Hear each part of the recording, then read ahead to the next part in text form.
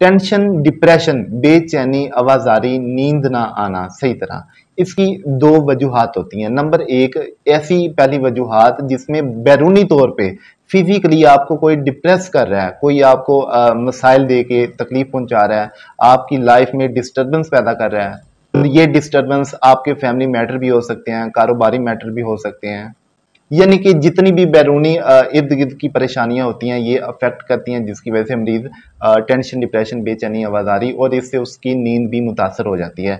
दूसरी वजूहात उसकी सेहत है, उसकी सेहत ठीक नहीं है।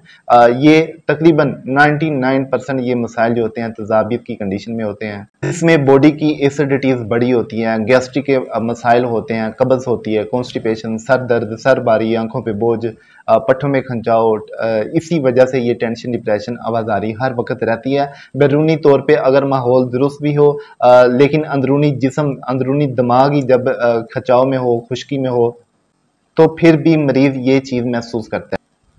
अब इसके इलाज में ज़रूरी है कि वो अपनी इस तजाबियत का इलाज करवाएं। अपने जिस्म को बहाल करने के लिए किसी अच्छे हर्बलिस्ट के पास जाएं, उनसे रब्ता करें। ये हर्बलिस्ट ही वो वाहिद बंदा है जो आपकी बॉडी को समझेगा। अगर आप डॉक्टर वगैरह के पास जाते हैं, वो आपको नींद की गोलियां दे देंगे, ट्रैंकुलाइजर टाइप जितने भी साल्ट होते हैं वो दे देंगे। जब तक आप लेंगे तो वो बेहतर रहेंगे, लेकिन जब छोड़ेंगे फिर उसी कंडीशन में। तो हर्बलिस्ट वो वाहिद पर्सनैलिटी है जो आपकी पूरी बॉडी को समझता है, जो आपकी तबीयत कंडीशन के मुताबिक आपकी ग़िज़ा दवा का इंतखाब करवाएगा।